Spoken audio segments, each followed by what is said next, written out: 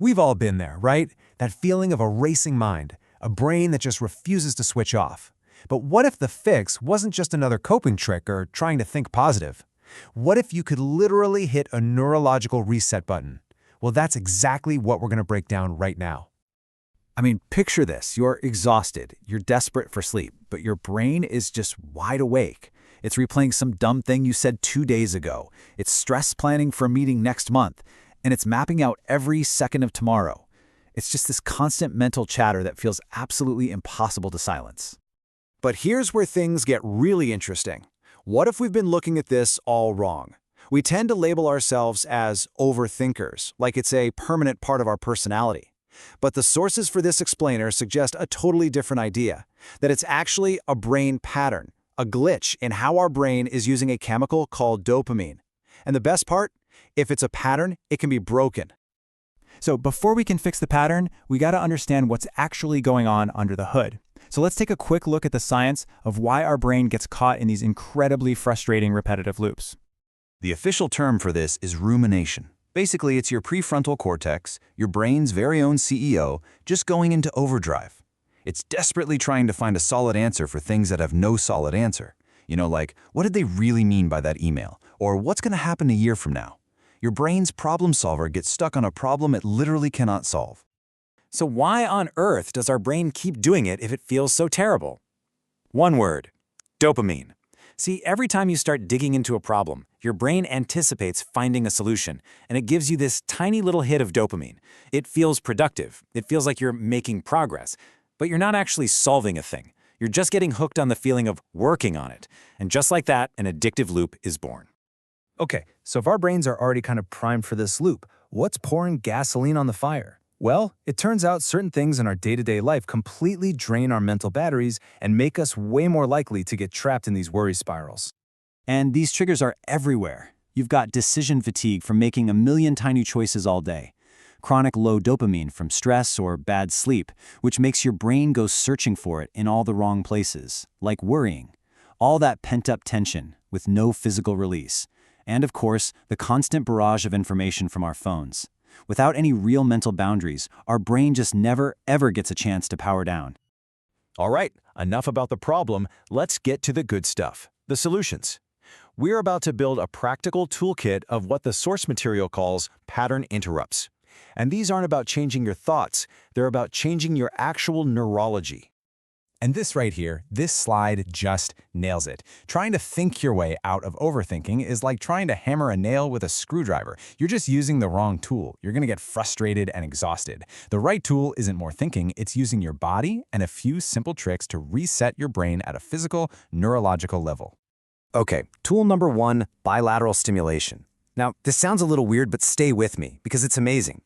When you're overthinking, you're trapped in the analytical part of your brain. By doing something super simple, like tapping your shoulders left, right, for about a minute, you force both sides of your brain to light up. It literally yanks your brain out of that analytical spiral and into sensory mode. It breaks the pattern on the spot. Our next tool is all about putting your worries in a container, and it all starts with just this: 10 minutes. It's called structured worry time. You set a timer for 10 minutes, and you just go for it. You write down every single anxiety, every fear, every stressor, no filter.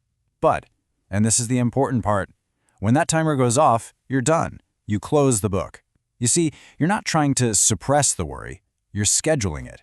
This gives your brain the dopamine hit it's craving, but on your terms, and it teaches it that worry has an off switch. All right, next up is a super fast mental filter called the 5-5-5 rule. The moment you catch a thought looping, ask yourself this first question: will this honestly matter in 5 days? A lot of the time, the answer is a hard no. But if you're still stuck, zoom out even more. Will this thing that I'm obsessing over have any real impact on my life in 5 months? And finally, the big one: will this matter in 5 years?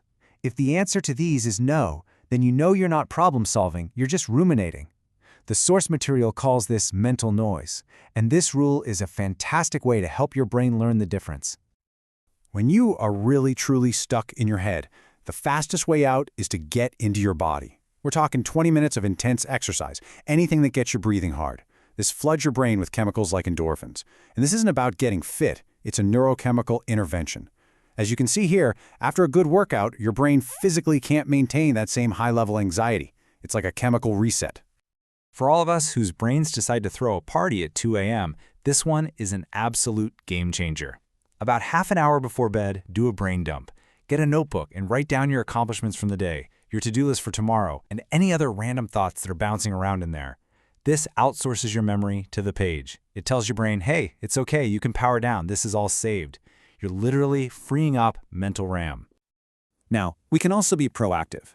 This simple morning routine can help stabilize your dopamine for the whole day. Getting about 10 minutes of sunlight in the first hour you're awake helps set your body clock. And then a quick blast of cold, even just 30 seconds at the end of your shower, gives you a slow, sustained rise in baseline dopamine. When your baseline is stable, your brain is way less likely to go hunting for cheap hits from worrying later in the day. This might be the most powerful tool of all. It's called thought labeling. When you catch yourself spiraling, don't fight it. Don't argue with it. Just label it. Silently in your head say, this is overthinking, or there's that worry loop again. The instant you label it, you're no longer in the thought. You become the observer of the thought. That tiny bit of separation is everything. It puts you right back in the driver's seat. So, we have this incredible toolkit of neurological resets. But, knowing about the tools doesn't build the house. Real change only happens when we actually put the stuff into practice. And it all starts with one small, manageable step. I mean, this quote really is the whole enchilada. It's a fundamental shift in strategy. The goal isn't to win an argument with your own mind anymore. The goal is to just calmly and effectively reset the entire system. So here's your homework. Don't try to do all of this at once. That'll just give you something new to overthink. Just pick one. Just one tool to master first. Maybe tonight you commit to the brain dump. Or the next time you feel that spiral starting, you try the bilateral tapping. Get good at one, and then add another. Remember, the most important takeaway here is that your brain is not broken. It's just stuck in a pattern, a habit that isn't helping you anymore. And the great news is, patterns can always be changed. So the only real question left is, which pattern are you going to change first?